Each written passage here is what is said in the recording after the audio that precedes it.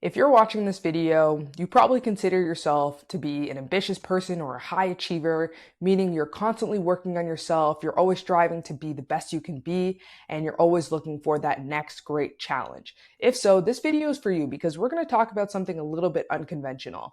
When you find yourself in circumstances where in order to reach that bar of success that you're arbitrarily setting for yourself, you're compromising your well-being in order to get there. I'm here to tell you that that doesn't have to be the case. You can pursue growth, you can pursue development and excellence while actually prioritizing your well-being. And I'm going to show you exactly how to do that in this video. So first of all, let's talk about why we even end up in situations where we're compromising our own health. Well, as a high achiever, you probably understand your own mindset, but if you don't, let me just pinpoint this out to you and see if you can relate to this. The first thing is that as a high achiever, you set high bars for yourself. No one is necessarily telling you that that's where your bar for yourself should be, your expectation for yourself should be. You just genuinely have a desire to be your best. And that's great. That's awesome. You're pushing yourself towards development. But the problem with that is you can become so tunnel visioned on the outcome of reaching this arbitrary bar that you can tell yourself that nothing else matters, that you need to get from point A to point B, regardless of any of your circumstances. And that's where the danger falls because it's extremism, right? What you're doing is you're telling yourself that you can let go of your personal care. You can let go of your personal life. You can let go of your overall well-being if that means that you reach this term of successful. That's what we're talking about today. So that's the first point. And then the second point is that this desire to succeed, right? Where does this come from? When I think about myself, one thing I've really realized is it's just about being unhappy with your current circumstances. So you're working towards building a life that you want and that you want to create. But what you do is you're neglecting to think about all the aspects that make up that life. It's not just reaching this dream title job. It's not just making X dollars, right? It's also about balance. It's also about freedom. It's also about health. Those other elements we're not considering in that. And that's why we end up in these situations. In particular, when we're pursuing this journey, we find ourselves in a high pressure state, right? The environment is high pressure, right? We feel like everything is on the line and we're pushing ourselves to our limit. And that can really compromise our well-being when we're tunnel visioned, because since that's our only focus, we have no one caring for ourselves, no one caring for our mind, no one caring for our body, no one caring for our sanity. And the pressure consumes us, right? We might make it, but when we make it, what happens is two things. Either we reach that level of success and we're burnt out, we don't recognize ourselves, we feel numb, tired, mentally and physically exhausted, or we fail and we become obsessed with that failure. And what that obsession does is it reinforces our perfectionism and this high achieving mindset. It tells us we need to keep pursuing and reaching that arbitrary level of success that we're defining for ourselves. And then with that, we're just inducing more pressure on ourselves. So it's this whole cycle of back and forth. And the ironic thing is, it doesn't involve anybody else. It is just ourselves. It's a constant mental battle. And honestly, if you're like me, you're probably someone who doesn't really talk about this, right? You just endure it. And everyone around you probably thinks, wow, this person is such a hard worker. Look how much they have succeeded over time. We're so proud about this, so proud of this person. But what you don't see is everything going on the inside. It's that constant self-criticism, that constant, I'm not good enough. I've done this before. I have to make it. This is going to define me if I don't make it. It's that. That's what you don't see. So how do we end up in these situations as high achievers? Because at this point in the video, you probably can relate to at least one thing I've mentioned, which means that this definitely applies to you, but you might not understand why you end up like this, and you might want to find your way out. So we'll talk about how we get out of this, but let's talk about how we get here in the first place. So you probably got here for a couple reasons. One is you lack self-compassion. You are just too hard on yourself. And I really want to emphasize that, because when I think of high achievers and I look at myself, you're probably similar in that you find yourself in leadership positions, or if you're working in a group environment or on a team, people look to you for answers or for direction or guidance. That's what I mean by leadership position. So if that's the case, you probably tell other people that it's important to be self-compassionate, that it's important to be realistic, honest, and empathetic with your situation. Yet you don't take your own advice. You tell people, hey, like, why are you so hard on yourself? Like, the team is here to support you. But you take everything and put it on your own shoulders. That's one reason. A second reason is not actually having any coping strategies for your stress management. So yes, inevitably you're going to be stressed, right? High pressure environments literally cause stress and tension. That's why it's high pressure, right? It's physics, right? That same ideology applies in high pressure environments. It's going to stress you out and it's testing you, right? Now, navigating that stress is important.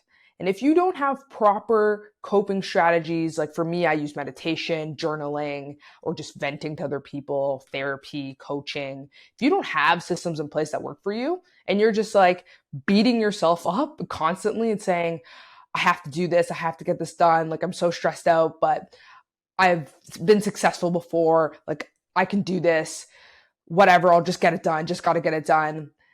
That's only going to make you more stressed, right? You have to have an outlet, right? As things come in, everything needs to come out.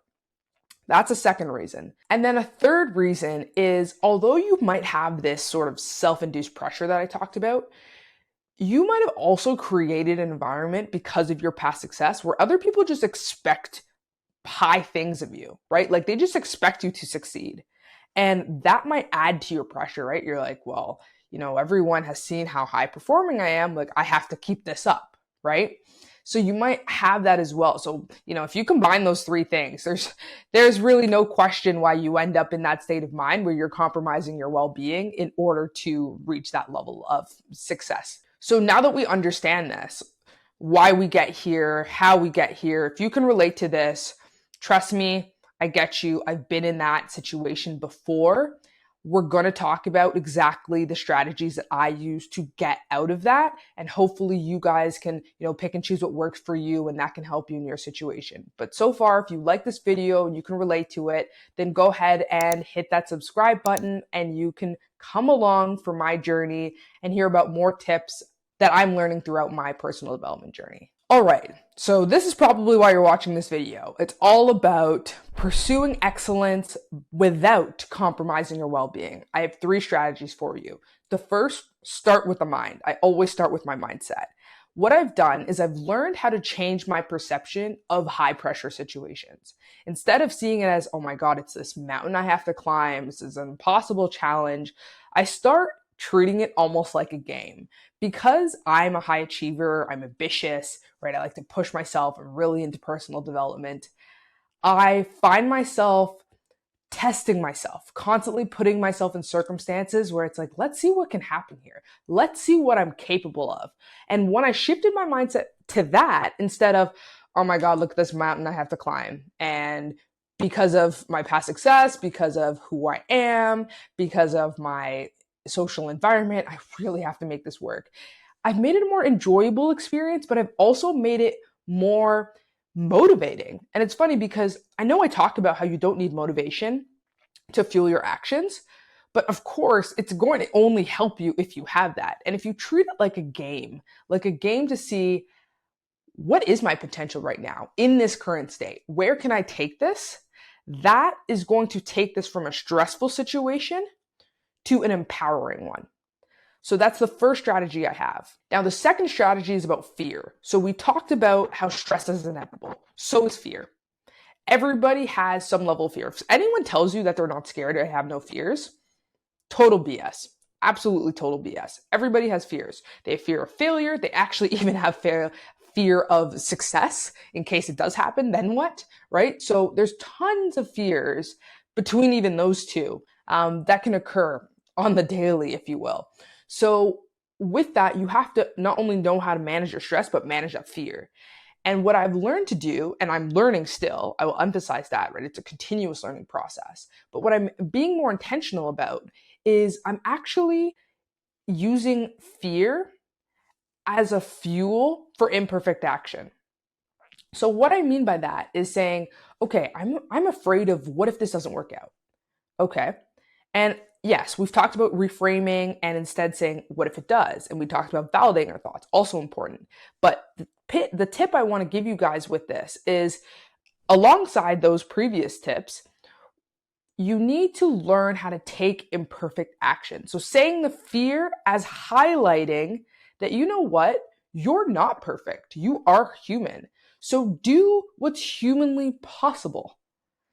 Do what's humanly possible. Part of that might be failure. Okay, that's okay. Part of that might be success, and that's great, right? So the important thing is understanding, okay, I'm terrified. Acknowledge it, embrace it, but I'm going to do this anyway because it's only human if I fail, and it's only human if I succeed. But I'm not going to know which circumstance I land on if I do nothing, right? You're only going to answer that question if you act. And that is why you need to embrace fear and take action anyways.